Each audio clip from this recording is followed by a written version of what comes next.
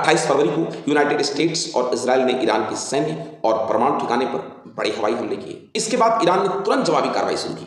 Iran की सेना और इस्लामिक रिवोल्यूशनरी गार्ड कॉर्प्स ने खाड़ी क्षेत्र में जहाजों को रेडियो संदेश भेजना शुरू किया। स्ट्रेट ऑफ हॉर्मुज से कोई जहाज नहीं गुजर सकता। इस चेतावनी के बाद कई जहाज वापस लौट गए और समुद्री ट्रैफिक 70% तक गिर गया। 1 मार्च को युद्ध सीधे समुद्री व्यापार तक पहुंच गया।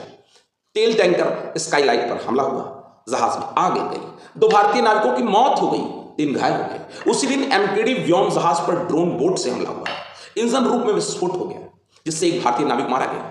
इस दिन को विशेषज्ञों ने हॉर्मुज शिपिंग वॉर की शुरुआत कहा। 2 मार्च को IRGC ने आधिकारिक घोषणा कर दी, स्ट्रेट ऑफ हॉर्मुज बंद है, कोई जहाज आया तो उसे जला दिया जाएगा।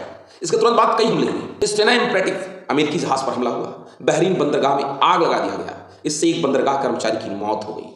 इसके अलावा एथेनोवा जहाज को ड्रोन से निशाना बनाया गया। कई जहाजों ने AIS ट्रैकिंग बंद कर दी, इससे दुनिया की तेल सप्लाई रुकने लगी।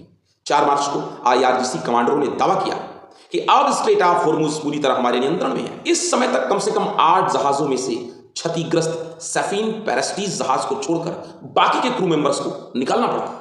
अमेरिकी राष्ट्रपति डोनाल्ड ट्रंप ने चेतावनी दी कि अगर ईरान ने रास्ता बंद रखा तो अमेरिकी नौसेना भेजकर टैंकरों को एस्कॉर्ट किया जाएगा। बहरहाल अमेरिका पलट गया। इससे अमेरिकी नौसेना ने खाड़ी देशों में युद्धपोत और विमानवाहक पोत तैनात किए। इस दौरान ईरान ने दावा किया कि उसने USS अब्राहम लिंकन पर मिसाइल दागी है, हालांकि अमेरिका ने इसे खारिज कर दिया।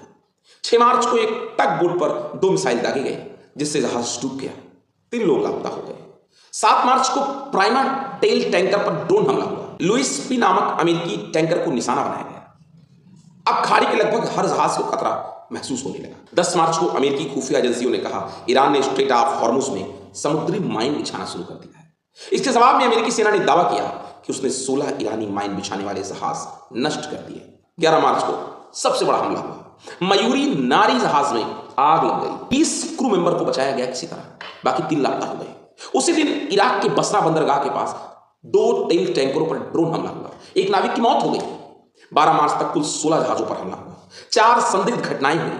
यह जानकारी ब्रिटिश समुद्री सुरक्षा एजेंसी ने दी। 13 मार्च तक स्थिति बेहद गंभीर हो गई, 1000 से अधिक जहाज फंस गए, तेल और गैस सप्लाई रुक गई। भारत के 24 जहाज खाड़ी में फंसे हैं।